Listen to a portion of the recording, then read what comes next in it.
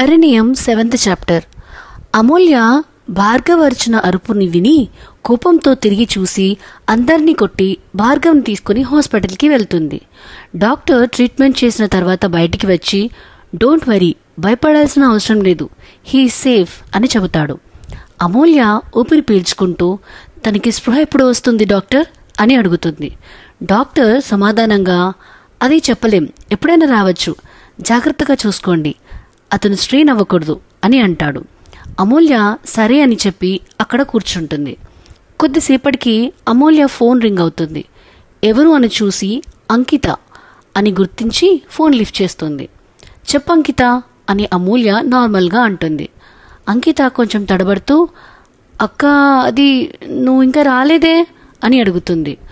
అమూల్య బాధగా వస్తున్నప్పుడు జరిగిన గొడవ గురించి చెప్పి ఆ తర్వాత జరిగిన విషయాలు కూడా చెప్పి నేను రాలేను అని చెప్పి కాల్ కట్ చేస్తుంది. ఆ రోజు రాత్రి అమూల్యకి వెళ్ళాలని అనిపించదు. భార్గవ్ రూమ్లో కూర్చొని అతన్ని చూస్తూ ఉంటుంది. కొద్దిసేపటికి భార్గవ్కి స్పృహ రావడంతో సంతోషంగా భార్గవ్, నేను వెళ్ళి డాక్టర్ని తీసుకొస్తా, కొంచెం వెయిట్ చేయి సరేనా అని చెబుతుంది. భార్గవ్ అప్రయత్నంగా ఏంజల్ అని అంటాడు. అమూల్య కాస్త కోపంగా ఏంటి భార్గవ్ ఇది, మొదట నన్ను లక్కీ అన్నావు, ఇప్పుడు ఏంజల్ అంటున్నావు, నన్నుగా చూడడం నీకు రాదా? సరేలే, బుర్ర దొబ్బింది కదా, అలాగే ఉంటుంది, ఇట్స్ ఓకే, నేను మేనేజ్ చేసుకుంటా అని నవ్వుతూ బయటికి వెళ్ళి డాక్టర్ని తీసుకువస్తుంది. డాక్టర్ అమూల్యకి బయట వెయిట్ చేయమని చెప్తాడు. అమూల్య టెన్షన్గా ఉండడం గమనించి అతనిని పరీక్షించి నవ్వుతూ అంటాడు, భార్గవ్, నువ్వు చాలా లక్కీ, 2 సార్లు సేవ్ అయ్యావు, అంతా నీ భార్య మంచితనం వల్లే. భార్గవ్ షాక్ అయి డాక్టర్, నేను భార్గవ్ కాదు, నా పేరు ఆర్యన్ అని చెబుతాడు. డాక్టర్ ఆశ్చర్యంగా ఓ వెల్ మిస్టర్ ఆర్యన్, నీకు అమూల్య లాంటి బంగారం భార్య దొరికింది, నీకు గతం గుర్తు రావడం మంచిది. నీకు తెలుసా, నీ ట్రీట్మెంట్ కోసం అమూల్య నాకే అబద్ధం చెప్పి ట్రీట్మెంట్ చేయించింది, ఆ విషయం నాకు తర్వాత తెలిసింది అని చెబుతూ ఆమె సహనాన్ని ప్రశంసిస్తాడు. ఇప్పుడు ఈ గుడ్ న్యూస్ ఆమెకు చెప్తే చాలా సంతోషిస్తుంది అని అంటాడు. ఆర్యన్ వెంటనే డాక్టర్ ప్లీజ్ ఈ విషయం ఆమెకు చెప్పకండి అని తన సిచ్యువేషన్ వివరిస్తాడు. అంతా విన్న డాక్టర్ కరగకుండా నో, అమూల్యకి నిజం తెలియాలి, నేను ఒప్పుకోను అని గట్టిగా చెబుతాడు. ఆర్యన్ వేడుకుంటూ డాక్టర్ ప్లీజ్ 1 సంవత్సరం టైం ఇవ్వండి, ప్లీజ్ ఆమెకు గతం గుర్తొచ్చిందని చెప్పకండి అని బ్రతిమలాడతాడు. డాక్టర్ దానికి ఒప్పుకొని బయటికి వచ్చి అమూల్య, అతను బాగున్నాడు, నువ్వు వెళ్ళి చూడొచ్చు అని చెబుతాడు. అమూల్య డాక్టర్, తనకి గతం గుర్తొచ్చిందా అని అడుగుతుంది. డాక్టర్ లేదు, త్వరలో వస్తుంది, కంగారు పడకండి అని చెప్పి వెళ్ళిపోతాడు. అమూల్య లోపలికి వెళ్ళి భార్గవ్ దగ్గర కూర్చొని అతని చేయి పట్టుకొని నొప్పిగా ఉందా అని అడుగుతుంది. భార్గవ్ మౌనంగా ఆమె వైపు చూస్తూ ఉంటాడు. మాట్లాడకపోవడంతో అమూల్య భయపడి ఏమైంది భార్గవ్, తలనొప్పిగా ఉందా, ఏదైనా ఉంటే చెప్పు అని అంటుంది. అతను తల అడ్డంగా ఊపబోతే తలనొప్పి రావడంతో అమ్మా అని అరుస్తాడు. అమూల్య కంగారుగా నొప్పిగా ఉందా, నేను వెళ్ళి డాక్టర్ని పిలవనా అని అడుగుతుంది. భార్గవ్ చిన్నగా లేదు, నొప్పి లేదు అని అంటాడు. సరే అని అమూల్య సమాధానమిస్తూ నువ్వు 1 వారం రోజులు హాస్పిటల్లో ఉండాలి, ఇకపై నో గేమ్స్, నో అల్లరి అని చెబుతుంది. భార్గవ్ నవ్వుతూ అలాగే అంటాడు. అమూల్య కూడా నవ్వుతూ నీకు నయ్యం అయ్యేంత వరకు మాత్రమే, తర్వాత నీ ఇష్టం అని అంటుంది. ఇంతలో అంకిత వస్తూ అక్క, నువ్వు చెప్పిన ఐటెం తీసుకొచ్చా అని కవరిస్తుంది. భార్గవ్ ఆ దృశ్యం చూసి షాక్ అవుతాడు. ఎందుకంటే అమూల్య అచ్చం లక్కీ డ్రాయింగ్లో ఉన్నట్టు ఉంటుంది. అదే సమయంలో అంకితను గమనించి ఇద్దరూ ఒకేలా కనిపించడం చూసి ఆశ్చర్యపోతాడు. అమూల్య నవ్వుతూ ఏంటి భార్గవ్, దాన్ని ఎలా చూస్తున్నావు అని అడుగుతుంది. భార్గవ్ అమాయకంగా ఏం లేదమ్మో, ఇద్దరు ఒకేలా ఉన్నారు కదా, ఎందుకలా అని అడుగుతాడు. అమూల్య అనుమానంగా ఏంటి భార్గవ్, కోపం వచ్చిందా, అది నా ఫ్రెండ్ అంకిత, నేను చదువుకున్నప్పటి నుంచి నాతో ఉంది కదా, నువ్వు కూడా మా గ్రూప్లో మెంబర్వే కదా అని నవ్వుతుంది. భార్గవ్ అవునా అమ్మో అని అంటాడు. ఇద్దరిని గమనిస్తూ ఆర్యన్ మనసులో ఏంటిది, ఇలా ఉంది అని ఆలోచిస్తాడు. తర్వాత అంకిత సీరియస్గా, అక్క నాకు వర్క్ ఉంది, నువ్వు తనని డిశ్చార్జ్ చేసుకుని ఇంటికి వచ్చాక జాను నేను నీతో మాట్లాడాలి అనుకుంటున్నాం అని చెబుతుంది. అమూల్య సరే అని పంపిస్తుంది. తర్వాత అమూల్య, ఏంటి భార్గవ్ భయపడుతున్నావా, వాళ్ళేమైనా అంటారేమో అని? భయపడకు, నేనున్నాను కదా, నిన్ను ఎవరూ ఏమీ అనరు అని ధైర్యం చెబుతుంది. తర్వాత బయటికి వెళ్ళి ఒక వ్యక్తితో మాట్లాడి, భార్గవ్ తను నా కొత్త ఫ్రెండ్, నీకేమైనా కావాలంటే ఇతన్ని అడుగు, నేను ఇప్పుడే వస్తా అని చెబుతుంది. అలా వెళ్ళిన అమూల్య 30 నిమిషాల్లో తిరిగి వచ్చి ఫ్రెష్ అవుతుంది. ఇంతలో ఆర్యన్ ఒకరికి కాల్ చేసి మాట్లాడతాడు. అవతల సుజాత కోపంగా, వెద్దవా, పెళ్లి తప్పించుకోవడానికి 2 సంవత్సరాలు కాంటాక్ట్లో లేకుండా పోతావా అని తిడుతుంది. ఆర్యన్, అమ్మా ప్లీజ్ కామ్ డౌన్, పెళ్లి తప్పించుకోవడానికి కాదు, ముందు నా మాట విను అని తనకు తెలిసిన మొత్తం విషయం చెబుతాడు. ఇద్దరు ఒకేలా కనిపించడం గురించి కూడా చెప్తాడు. సరియు షాక్ అవుతూ, ఏమంటున్నావు, ఇది నిజమా, నా లక్కీ, నా బంగారు తల్లి, నా అమూల్యనా అని ఎమోషనల్గా అంటుంది. ఆర్యన్, అత్త నువ్వెప్పుడొచ్చావు అని ఆశ్చర్యపడతాడు.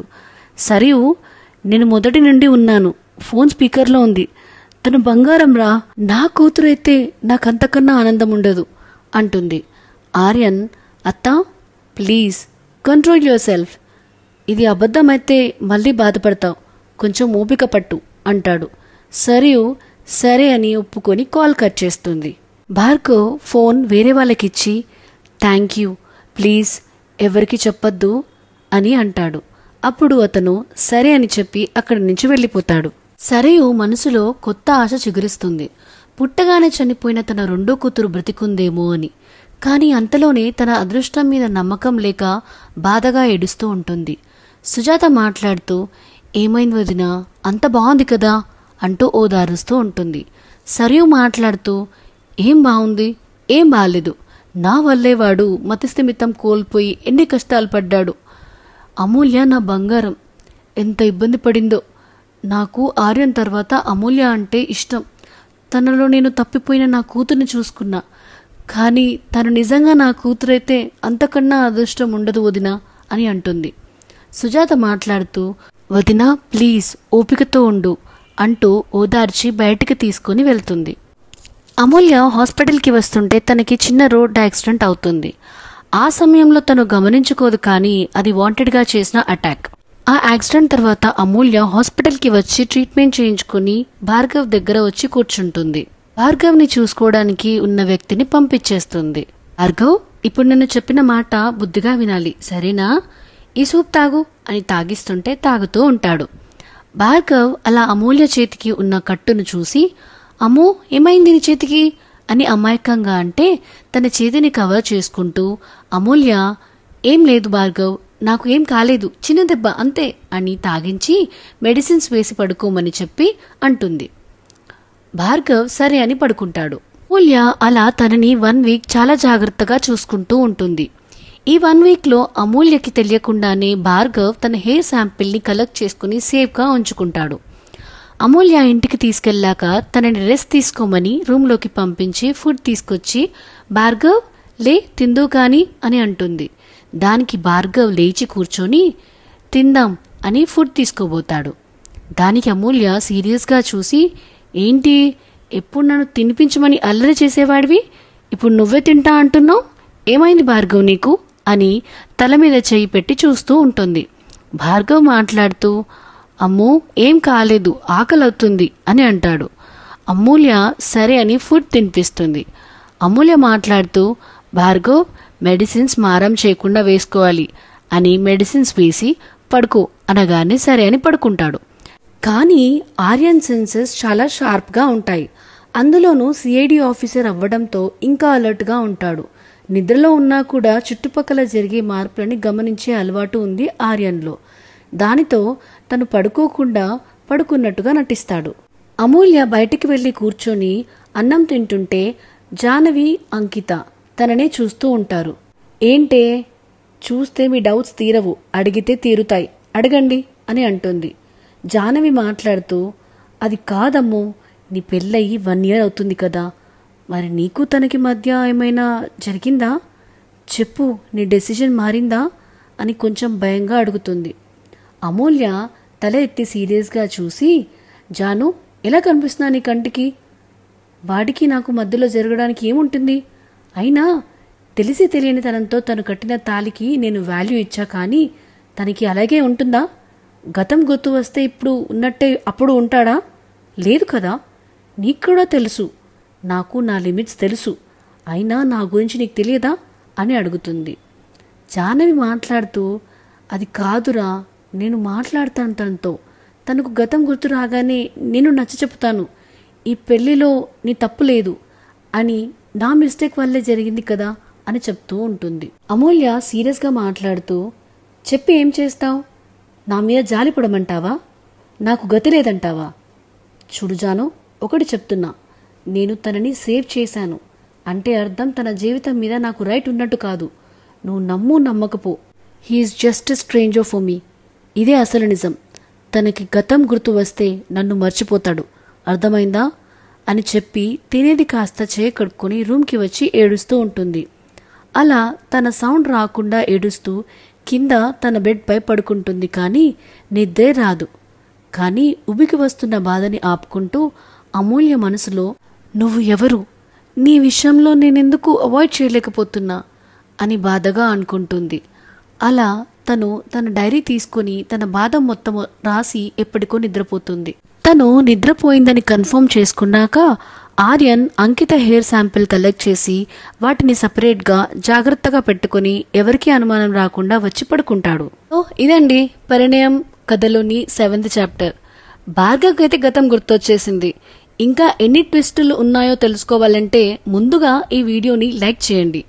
మరియు మరిన్ని అప్డేట్స్ కోసం మన ఛానల్ నావెల్ విస్పరర్ని సబ్స్క్రైబ్ చేయడం మర్చిపోవద్దు.